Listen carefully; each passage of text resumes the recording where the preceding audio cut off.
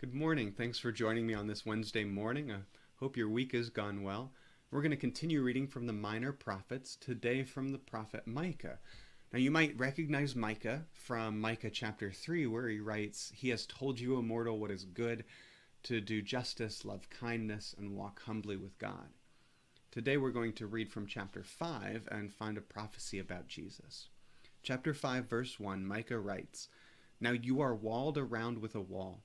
Siege is laid against us. With a rod they strike the ruler of Israel upon the cheek. But you, O Bethlehem of Ephratah, who are one of the little clans of Judah, from you shall come forth for me one who is to rule in Israel, whose origin is from of old, from ancient days. Therefore he shall give them up until the time when she who is in labor has brought forth. Then the rest of his kindred shall return to the people of Israel. And he shall stand and feed his flock in the strength of the Lord, and the majesty of the name of the Lord his God. And they shall live secure. For now he shall be great to the ends of the earth, and he shall be the one of peace."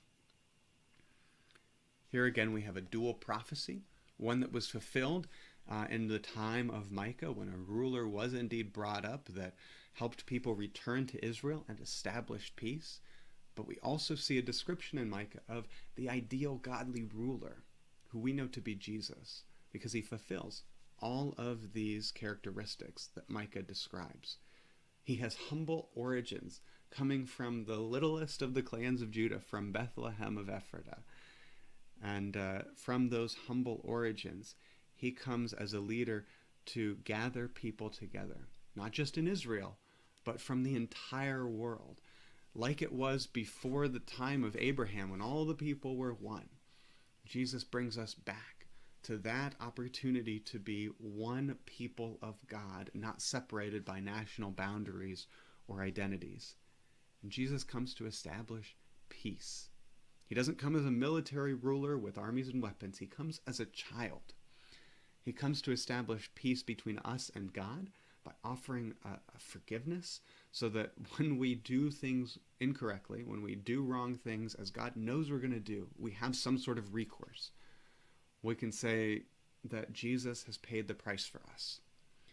And Jesus comes also to establish peace between us and the people around us by telling us that we are indeed all one people, that we all belong in the metaphorical Israel, the home of God, that we all are children of God together.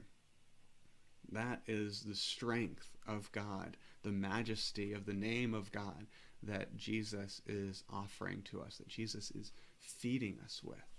The strength of God is the strength to establish peace, the strength to offer forgiveness, the strength to relate to one another in love, the strength to be freed from all of the oppression of evil around us and of evil in our own hearts.